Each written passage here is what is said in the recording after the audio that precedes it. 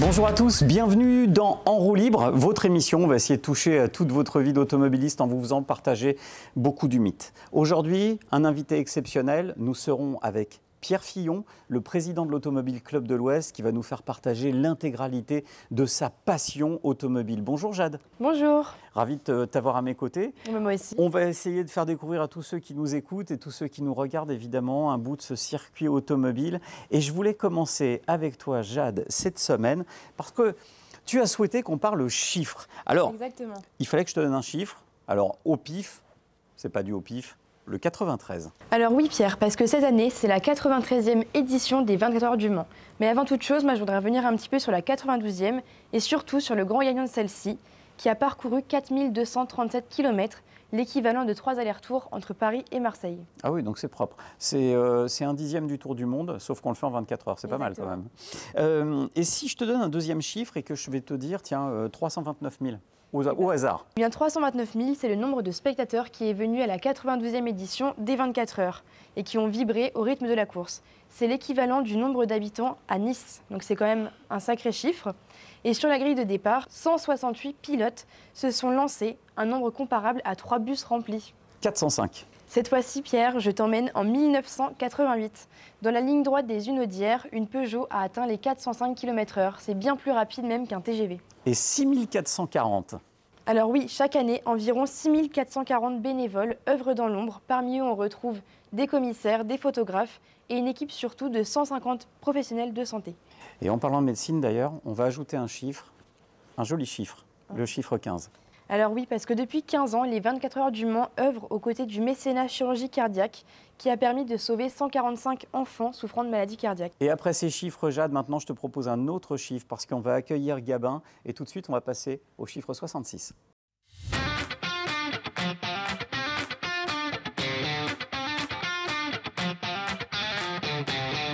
Salut Gabin. Salut Pierre, salut Jade. Salut. Alors évidemment je vais te dire 66, mais qu'est-ce que je dois te dire, Le Mans 66 ou Ford vs Ferrari? Eh ben on est en France, on est sur le circuit mythique des 24 heures du Mans, donc on va dire Le Mans 66. Bien joué Jade. Donc tout simplement ce film, c'est Hollywood qui s'y attaque. Il s'attaque au légendaire circuit des 24 heures du Mans. On s'attend à du spectacle, du bruit et bien sûr des voitures. C'est exactement ce qu'il a offert.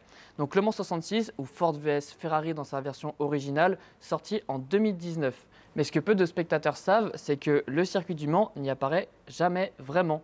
Ce film y retrace la rivalité entre Ford et Ferrari et la course mythique de 1966.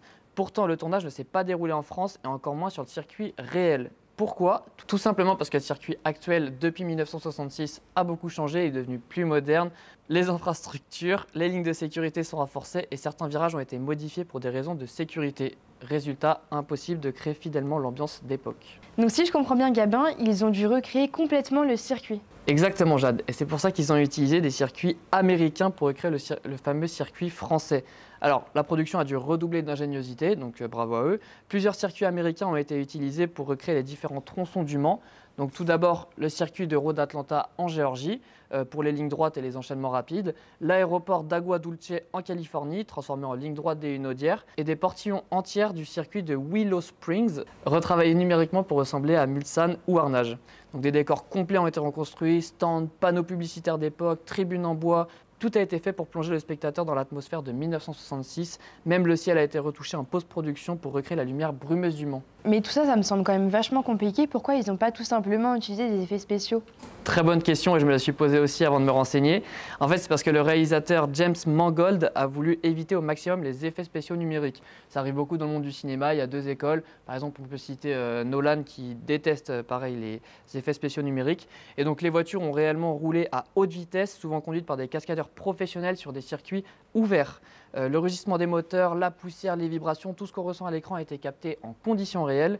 Et c'est peut-être ça la vraie magie du film. Même sans tourner en France, Le Mans 66 parvient à ressusciter une époque, à recréer l'intensité d'une course mythique et à nous faire croire l'espace de 2 heures que nous sommes au bord de la piste en juin 1966. Merci Gabin. Allez, tout de suite, je vous propose de recevoir notre invité exceptionnel, le président de l'événement mythique, la plus grande course automobile mondiale. Le président de l'Automobile Club de l'Ouest, organisateur des 24 heures du Mans, est avec nous. On retrouve Pierre Fillon, assis là, on the chair, juste en face de nous.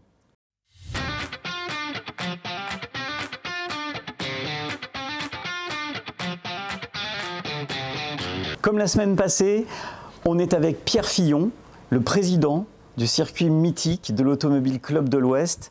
Aujourd'hui, on a décidé de parler un petit peu au cœur. Oh, on ne va pas parler du mythe, on le connaît. On va parler du mythe avec sa résonance sur votre cœur, Pierre Fillon.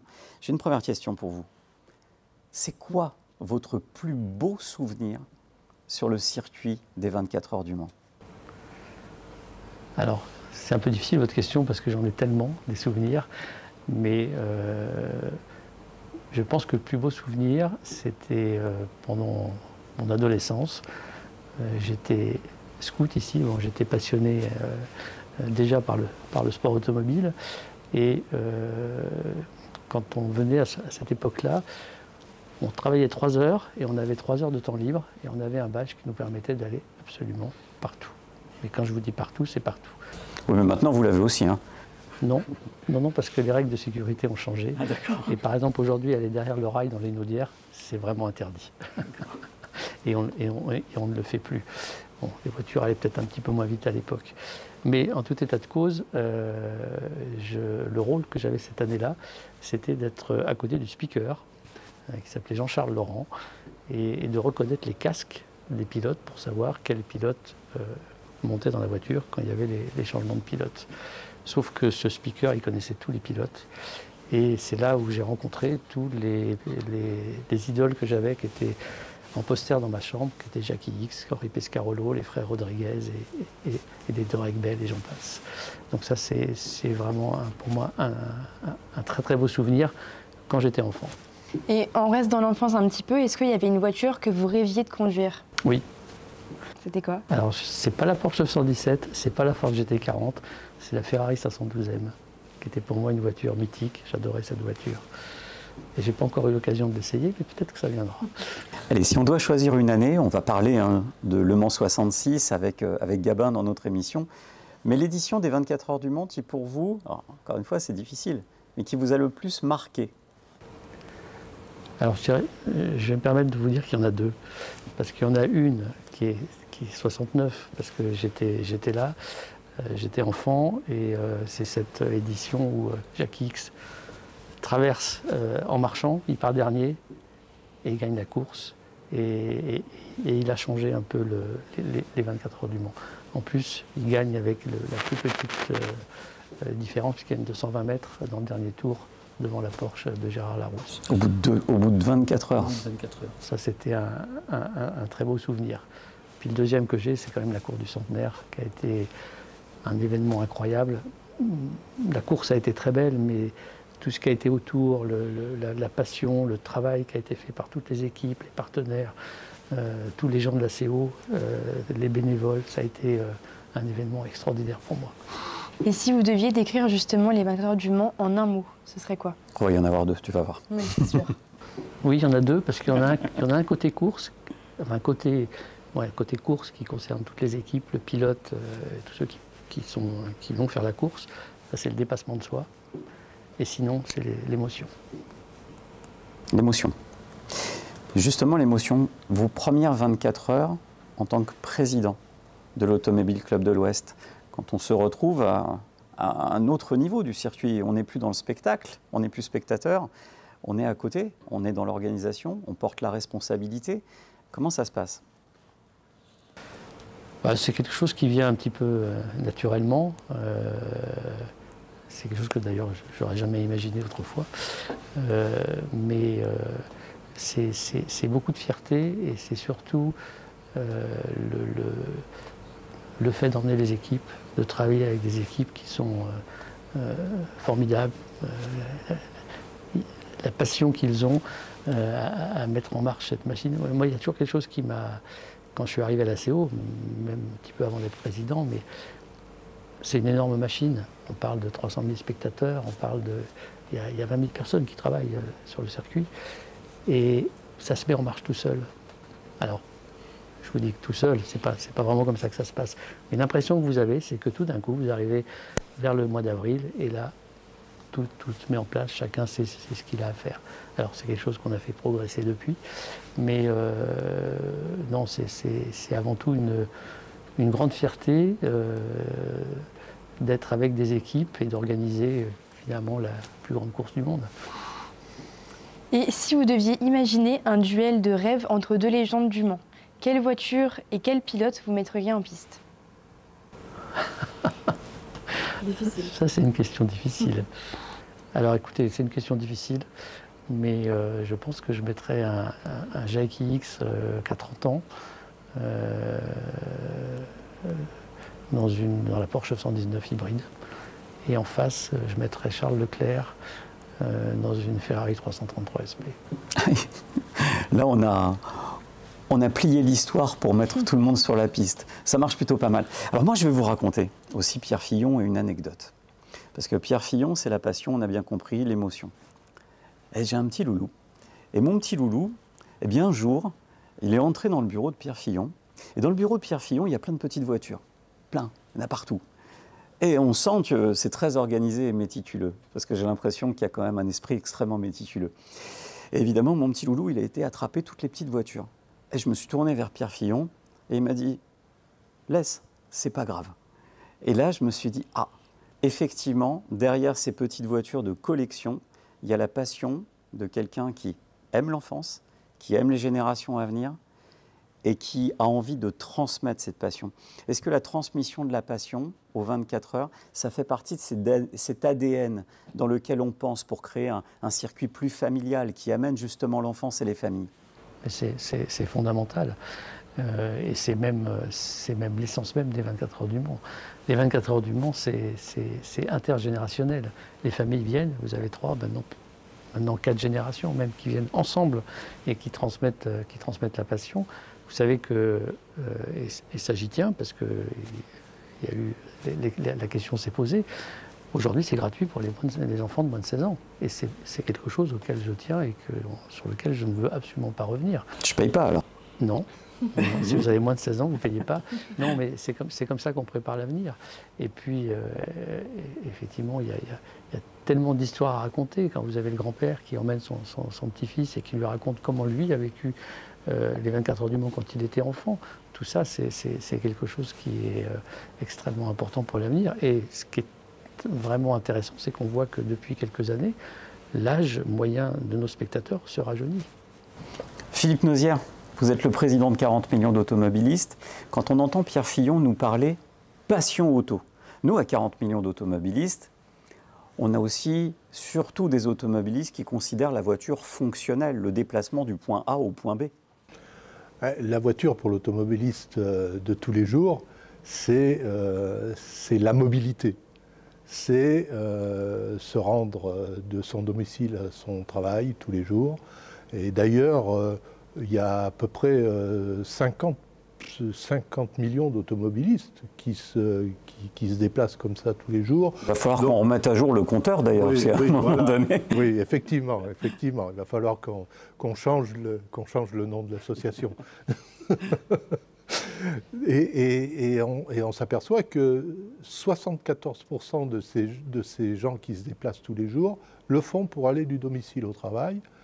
Et il y en a même encore plus qui partent quand ils partent en vacances. C'est 76% des automobilistes qui prennent la voiture pour partir en vacances.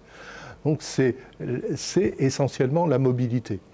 Alors, il y a la mobilité, oui, mais il y a aussi la passion qui existe aussi chez l'automobiliste de tous les jours. Ouais, les Français aiment conduire. Les Français aiment conduire, les Français aiment la voiture. On a, je crois, plus de 60% des Français qui disent prendre du plaisir à conduire et à prendre leur voiture, soit pour aller se promener, soit même pour aller au boulot. Ils prennent du plaisir à conduire leur voiture. Il n'y a que dans les embouteillages qu'on en prend un peu moins finalement. Oui, surtout sur le périphérique parisien à 50 km/h. Oui. Je peux rajouter quelque chose? Bien sûr. Moi, j'ai fait le tour auto il y a un mois. Et ce qui m'a le plus surpris, c'est le nombre de gens sur le bord de la route, enfants, femmes, hommes, qui prennent des photos et qui étaient là à nous dire « faites pousser le moteur, faites du bruit avec le moteur, des gens passionnés. Et je pense que les Français adorent l'automobile. Allez, les 24 heures du Mans vont s'ouvrir. Et pour vous, Pierre Fillon, si vraiment je devais dégager des valeurs, les valeurs du sport mécanique, on parle des valeurs de rugby, c'est quoi les valeurs du sport mécanique sur le circuit mythique des 24 heures du Mans? Je crois que c'est essentiellement des valeurs de partage, des valeurs de solidarité. Et vous savez, on gagne pas. On voit que le pilote qui gagne le Mans, mais le Mans, ça ne gagne pas avec un pilote. C'est l'ensemble d'une équipe. Et en dehors du sport, je pense que c'est les 24 heures, une équipe qui gagne les 24 heures du Mans, elle montre que finalement ensemble on est plus fort et qu'on peut relever n'importe quel challenge. Dernière question. Qu'est-ce que vous allez dire à tous les automobilistes qui vous regardent là et qui se disent, quand on est l'Automobile Club de l'Ouest et qu'on travaille autour de cette passion automobile, est-ce que de temps en temps, on ne se demande pas un petit peu en France si des fois on ne marche pas un peu sur la tête sur certaines mesures qui sont parfois presque du harcèlement contre les automobilistes? Ben je leur répondre qu'effectivement, pour moi, ce que je ressens tous les jours, c'est qu'il y a un contraste entre la passion de l'automobile, de tous nos spectateurs et de tous les automobilistes que je peux rencontrer, et effectivement des mesures de contraintes qu'on prend.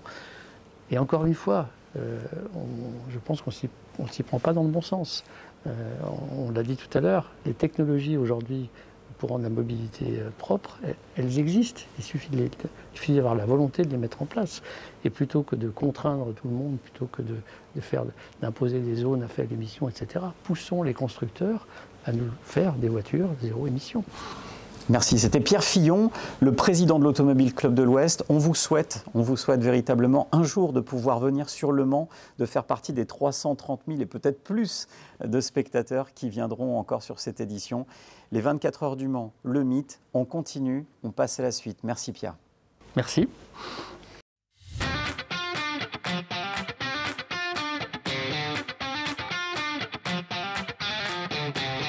Et on retrouve Gabin. Gabin, tu vas nous parler de quelque chose qu'on aime beaucoup, faire dodo. Comment on fait dodo quand on est sur le circuit des 24 heures du Mans et qu'on court en course? Très très bonne question, parce qu'en fait ce combat il est invisible. En même temps, c'est la tienne de question, hein, si tu veux. T'as trahi le secret. En fait, quand on parle des 24 heures, on parle souvent de performance mécanique, de stratégie, de dépassement, mais il y a un combat invisible, le sommeil. Et donc les pilotes, ils se relaient par équipe de 3. En moyenne, chacun passe 8 heures au volant, mais répartis sur 24 heures, donc souvent en pleine nuit. Alors, entre deux relais, il faut manger, boire, se réhydrater, se changer et, si possible, dormir. C'est ce qui passe en dernier. Sauf comment dormir? C'est un luxe. En fait, les zones de repos, elles sont sommaires, le bruit des moteurs ne s'arrête jamais et l'adrénaline empêche souvent le cerveau de se mettre en veille. Résultat, certains pilotes ne dorment que 1h30 sur toute la course. Wow. Vous imaginez? Déjà, dormir 1h30 quand tu ne fais pas de course, c'est un peu compliqué, mais quand tu dois prendre le volant derrière... On est sur le circuit des 24 heures et en plus, au niveau des stands, on a la réverbération du son. Moi, ça me paraît être quand même un vrai challenge. Et j'ai vu pendant les éditions des 24 heures du Mans déjà des pilotes qui réussissaient à s'endormir. Je me demande comment ils font, parce que là, moi, c'est impossible. Trop de fatigue accumulée. Ouais. Et en plus de tout ça, dès qu'ils rentrent au stand, il faut qu'ils voient avec leurs ingénieurs les stratégies, ce qui n'a pas été pendant leur course et tout. Et pourtant, ils doivent ensuite grimper dans la voiture, parfois à 3 heures du matin, sous la pluie, dans le froid, pour reprendre un relais à plus de 300 km/h. Pas de deuxième chance, pas de pilote automatique. Au Mans, on gagne parfois en dormant moins que les autres. Merci Gabin. Allez, tout de suite, on passe à la suite. On va parler de tous les événements qui se déroulent sur le circuit. Alors certains sont déjà passés, mais ça vous donnera peut-être l'envie d'y venir l'an prochain. On retrouve Lénie.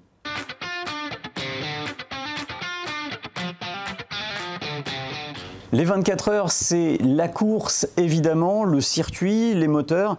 Et puis c'est aussi la fête dans toute une ville et aussi sur un circuit. Bonjour Lénie. Bonjour Pierre, bonjour Jade. Comme tu l'as dit exactement, le circuit, c'est pas que ça. Il y a plein d'animations que je vais vous présenter. Donc... Certaines sont passées. Exactement, c'est ce que j'allais dire. Donc il y a eu le pesage. Donc le pesage, pendant 1 jour et demi, il vous offre l'occasion de voir toutes les voitures et tous les pilotes. Et ça, en plein cœur du Mans. Donc j'espère que vous avez sorti vos téléphones et que vous avez fait des selfies. Alors il y a le pesage et puis ensuite, il y a la fameuse parade des pilotes. Alors elle a eu lieu, cette parade? Exactement Pierre, la parade elle a eu lieu avant-hier. Donc c'est un rendez-vous historique. Donc les pilotes défilent à bord des véhicules qui ont fait l'histoire des 24 heures. Et ça, en plein cœur du Mans. Et donc pour tous ceux qui ont aussi la chance d'être sur le circuit, là aussi ça ne se limite pas à la course.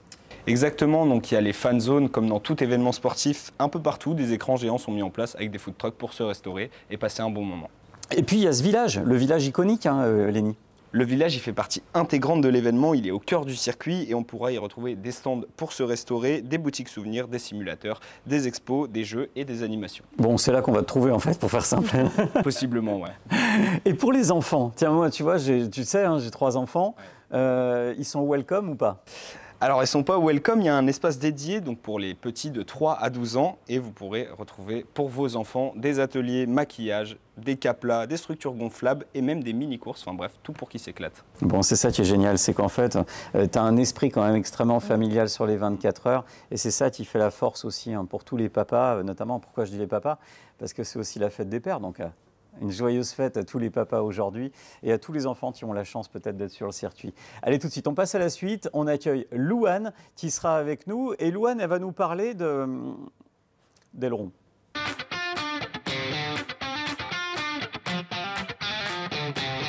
Alors Jade, ça fait joli sur la voiture. À ton avis, Louane, elle va nous parler de quoi? De l'aileron. Bonjour Louane. Bonjour Jade, bonjour Pierre. Alors cet aileron, comme son nom l'indique, c'est pour s'envoler? Alors non Jade, il ne sert pas à s'envoler, ni à faire joli ou encore à frimer ou à impressionner. Son rôle, c'est de coller la voiture par terre. Alors il va générer de l'appui aérodynamique. Il utilise la force de l'air pour plaquer l'arrière de la voiture sur la route, ce qui va améliorer la tenue de route et la stabilité à grande vitesse. C'est un élément stratégique au même titre que les pneus ou que les suspensions. Et imagine, il n'y a pas d'aileron sur la voiture, il se passe quoi? Alors en soi, il ne se passe pas grand-chose. Sans aileron, sur les voitures de course, c'est une énorme perte de temps. En effet, la voiture sera beaucoup moins plaquée au sol et c'est donc une grosse perte d'aérodynamisme. Sur les relances, sur les virages et même en ligne droite, on perd du temps. Alors en cas de mauvais réglage également, attention, parce qu'un aileron mal réglé ou mal conçu, ça va être contre-productif. Trop d'appui peut créer de la traînée, faire chuter la vitesse de pointe de la voiture et même la déséquilibrer.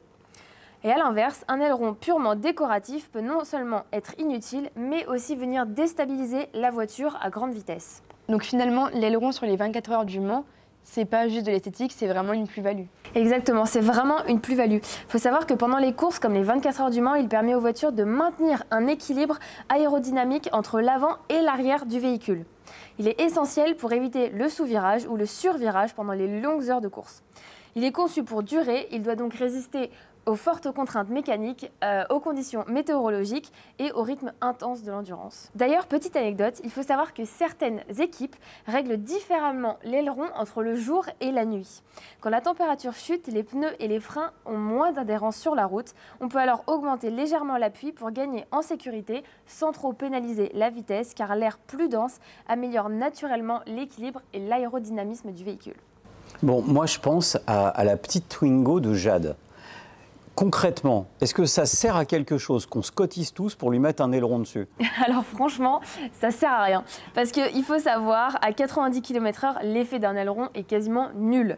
L'aileron prend tout son sens à partir de 120 à 130 km/h. Donc si tu vas sur l'autoroute avec ta Twingo, peut-être que ça t'aidera. Non mais elle atteint pas les 120. Hein. Ah si quand même. En descente. Mais il devient réellement efficace à partir de 160 km/h et là je suis pas sûre qu'on y aille. Donc en dehors d'une voiture de course ou d'une journée circuit, c'est surtout un choix esthétique. Merci Louane. Allez, on passe à la suite. On retrouve Gabin. On va faire un quiz. Alors ça va pas être le moment des daltoniens, je vais pas être très à l'aise, mais on va parler des couleurs.